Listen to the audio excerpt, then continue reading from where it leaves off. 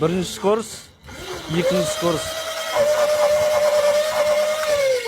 Мына квадрикті қара, родной. Каспийді қарамай қой, сразу айтын. Каспийді жоқ мынау. Вообще ешкімде жоқ десем болады почти. Бағасы 250 мың теңгеден мынандай электрический квадроцикл, родной. Алға да жүреді, и артқа да жүреді, нағара.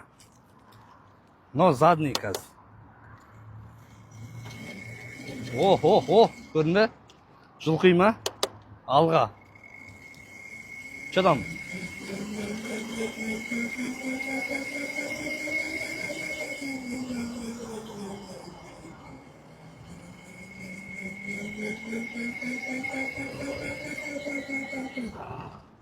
Че там, әдемі ма, родной? Кеп, мына жерді көрсетші міне. Мынау алда тұр, алға жүретін, мынау нейтралка, міне газды бұрасаң жүрмейді. Мынау артқа қоясаң, артқа жүреді міне. Мынау пониженный и повышенный дейтін екі скорсы бар. Мынау фары, мынау сигналы міне. Хабарлас, родной, моторы 800 ваттық, еще артын қара.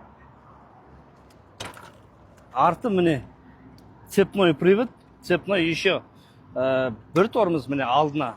Осы мына жерінде міне алдында и мына қапталында бар. Міне общем мына жерін көрсетсең болады.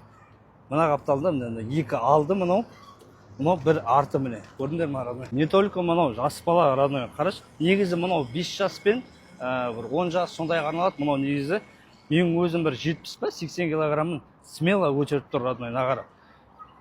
Алдында да еще амортизаторлар бар, нағара. Көрдің бе? Артында да бар, еще артында мынандай жүк салатын бар. Артына бір әшкісін отырғызып алып, екеуі дейтін. Ой, бұл көшені шулатайын деп тұр ғой. Максимальный скоростың қарай еще.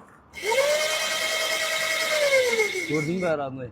Цепной привод, анау мынау емес. Андай бір мотор қуатын еді, мына жер іші жабық, бір ішінде бір мынандай бірдеңелер қуаты үшін. Ондай емес мынау.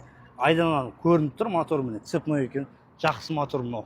800 ваттық, кейбіреулерінде бір 500 ватт или 350 ватт, сондай тұрады, ыңылдап жай жүретін. Мынау дейтін жылып тұр, көрдіңіздер, родной. Үлкен кісінде көтереді бұлау. Примерно 200-250 килограммға шын көтереді ол, примерно.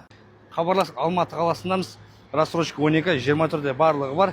Заряды примерно бір 30 километрге жетеді, примерно. Баланы шаршатуға әбден жақсы вариант ол үшін. Хабарлас, родной.